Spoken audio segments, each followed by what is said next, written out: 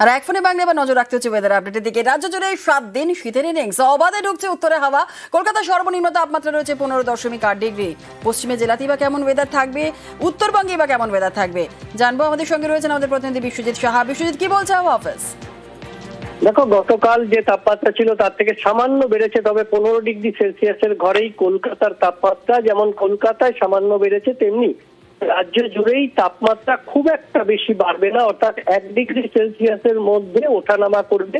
অর্থাৎ উপকূল ও সংলগ্ন জেলা দক্ষিণবঙ্গের ক্ষেত্রে যদি ধরা হয় তাহলে 14 থেকে 16 ডিগ্রি সেলসিয়াসের মধ্যে, এবং যে তাপমাত্রা থাকবে পশ্চিমের জেলাগুলিতে 11 থেকে 13 ডিগ্রি সেলসিয়াসের মধ্যে আগামী 7 দিন থাকবে।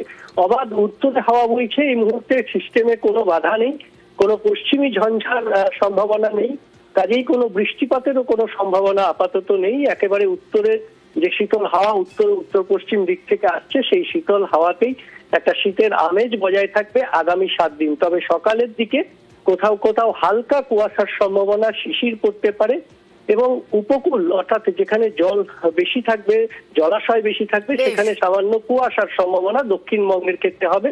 বেশ, একেবারে।